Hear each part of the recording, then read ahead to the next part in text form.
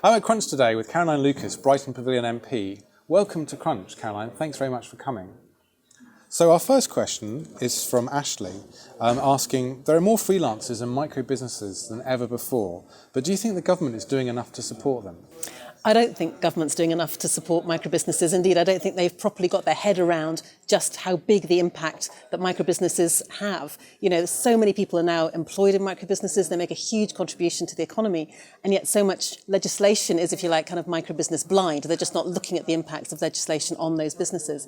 And so one of the things I absolutely want to do is to be able to promote the cause of micro businesses, to make the case to government that they are a really significant part of the economy and that far too much legislation right now focuses on the big guys, the ones with the loudest voices.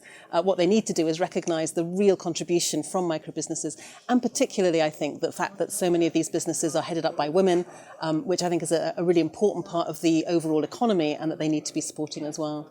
Caroline, we talked earlier today about dividend taxes and the changes that government are planning.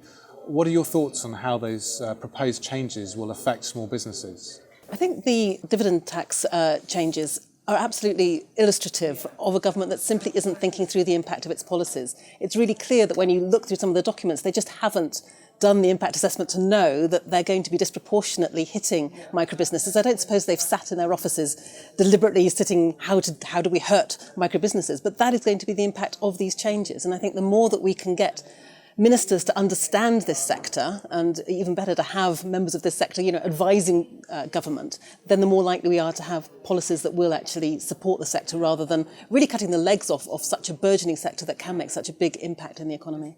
I've got a question from Kate asking, are there some simple ways that small businesses can make their offices more environmentally friendly? Well, I think the good thing about this is that hopefully by making your business more environmentally friendly, ultimately, you're going to save yourself some costs too, because I appreciate that for small businesses, the cost margins are fairly important. So just simple things like changing your light bulbs, LED lights and so forth can make a real difference over time. It's good for the environment, it's good for your bills ultimately. Looking something as simple as who your energy supplier is, it doesn't take much just to switch to a green energy supplier, electricity, green energy, and the good energy, and there are others, can make a difference. If you're looking at a building that you're able to change in some ways, if you're doing a kind of overhaul, then things like wastewater for your loos, there are a number of fairly easy things you can do. If you've got people, micro businesses, I guess it applies to slightly less, but if you have got people who are driving to come and join you in your attic room as you're doing some work, then to the extent that you can look at public transport alternatives, those kinds of things can make a big difference as well. What government schemes are there to help small businesses? Do you think there are enough? Could there be more? And are businesses aware of them?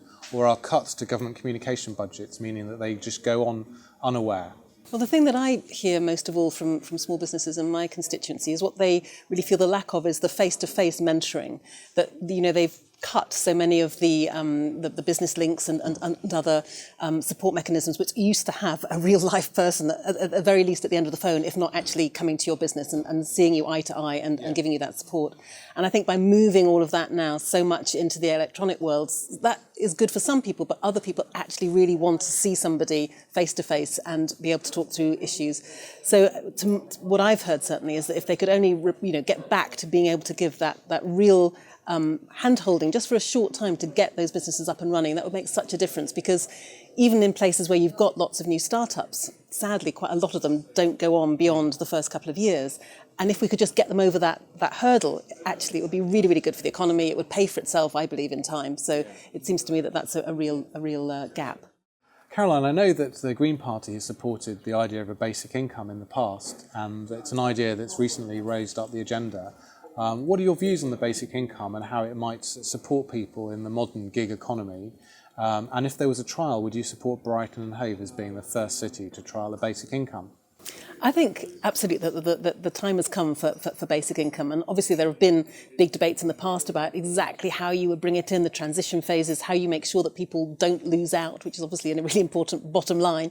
But as we move to a kind of a world of work which isn't parcelled up into neat 9-to-5 jobs for 30 years. That is not going to be the present, well, it isn't the present now, and it certainly isn't the future.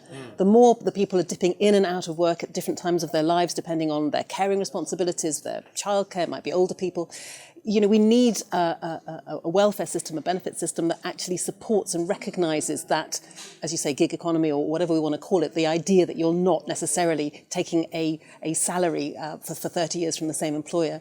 Basic income gives you that security to be able to have a portfolio of different work that you're doing at different times. The current benefit system clearly is not working, and the amount of administration that is just wasted with people who are having to reapply for benefits if a particular contract ends, and it's just a mess. It doesn't work, it wastes money, it wastes people's time and energy. And so to me, a basic income would be a really exciting way of providing that kind of basic security. And certainly, if you were looking for a city to trial it, I can't think of anywhere better than somewhere like Brighton and Hove. Is there any hope in this Parliament or the next for major reform of the tax system? Or do we need to accept that all we can hope for are minor tweaks in the next few years? Well, I'm an optimist, so I would always say that we've got to keep up the pressure for change. Having said that, I don't see any indication anytime soon that George Osborne sadly is going to change the way that he is operating and the policies that he has.